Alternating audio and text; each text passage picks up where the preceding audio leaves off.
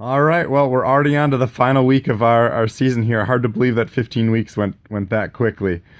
So with those people doing Salcom, we're race week this week, and one question I get all the time, right around this time, and even for those people who just ran a race, it's a question I've actually even gotten from a couple of people already is, you know, during an endurance race, anything over an hour, there's usually a time in almost everyone's race that we go through a little dark time, a little struggle where it's a little hard to keep on pushing on.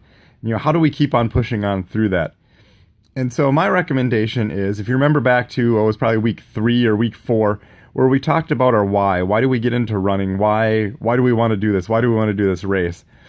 And if you can remember back to that, so when you're during the race and you're struggling, if you remember why you're doing this in the first place, that can give you that extra little emphasis to keep on pushing on, to keep on charging forward.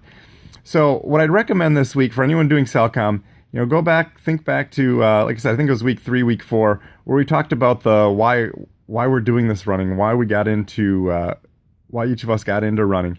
Think back to that and make sure that's ingrained in you, so that anytime during the race you can just pull up that moment, pull up those memories of to why you're doing this, and it's really going to help you pull forward through some of those times.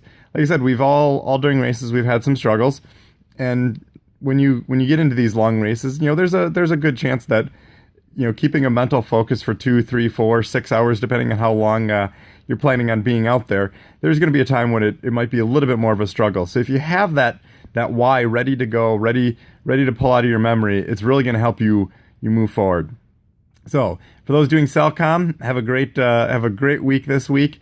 Get recovered, get rested up, get ready to go. Make sure you stay hydrated, and we'll see you all on Sunday on race day.